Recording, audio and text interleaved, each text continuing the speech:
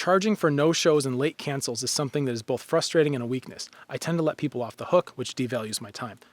Yeah, I agree. I've had the same problem, right? One of the ways to do this is to give people, okay, I'll give you one way to do this, and I'll give you another way to do this, okay? One way is to have a policy in place. Listen, if there's no notice for your cancellation or your no-show, you get charged the full value of the session, right? I have reasons why I do that. It's office policy, etc., right? And then that's the black and white. And then the first time somebody does it, you say, listen, everybody gets one pass. This is the policy, though. So that was your pass. You used it, right? And now we've gone from being kind of like black and white and ruthless, right, to at least now we're human and we're forgiving. But we also have to communicate that. You can't keep that a secret. If somebody blows off their appointment and they come in next time like tra-la-la, like nothing happened, don't let it slide. Talk to them about it, right? You got to say, listen, this is a policy. We have a zero cancellation policy like this, and you get charged. However, everybody, I know life happens. Everybody gets one pass. You just used your pass. Very easy, right? And I've had patients in the past where they abuse this, right? They think they get their one pass, then they do it again. And I just send them a text of my office policy about cancellation fee with their initials next to it. Send them a picture of that.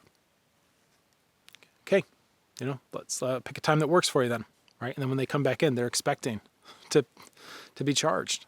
That's a little harsh. I do that for the repeat offenders, right? But usually if somebody misses one, they get a pass. Then the next time they miss one, they know, and they come in and they go, oh, I've got to pay you for the last one I missed. Sorry about that, right? Most people are just normal functioning adults, right? But it's the ones where it's like again and again and again. Send them a text of your own policies with their initials next to it. Remind them that they made a commitment, right? And if they can't handle that, if they flake off and they don't like your clinic, they leave, right? It's not because they're too busy. It's because they haven't prioritized the care.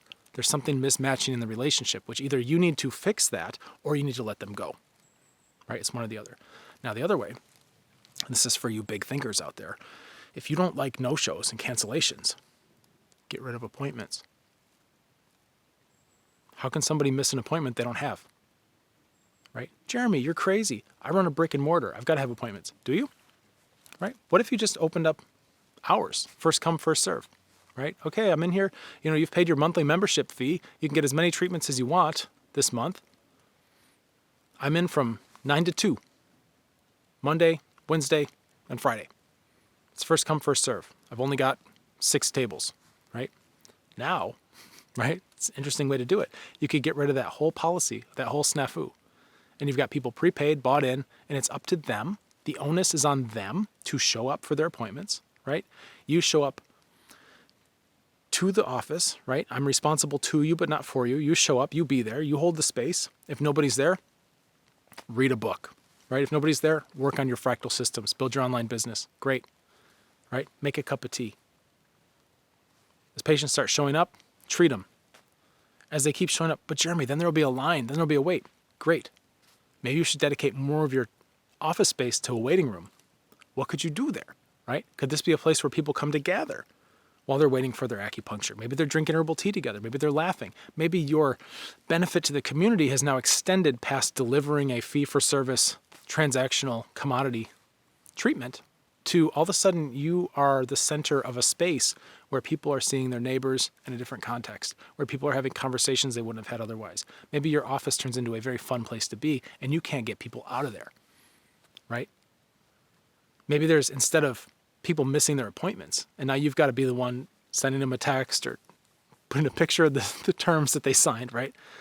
Maybe instead of that, you've now just got a line outside your clinic, right? And then what can you do with the line? You can make it fun. It's a different way to think about it, right? Do you have to do this? No, not at all. But guess what? Having appointments has now become a choice. I just opened your mind to a training glitch that you inherited, which was, we have appointments. Do we? Right? Because for brick and mortar, that might sound a little scary. I understand. It might sound a little scary. But guess what? When you go online, what do you think I'm doing? I got people in Sweden, the Netherlands, right? Australia, wherever. People all over America.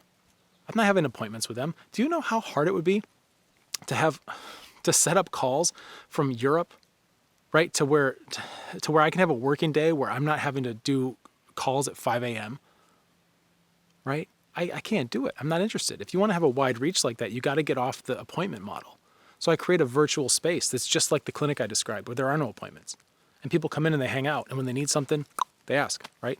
Which you've experienced in Doctor's Club. You've seen it. You've seen it happen.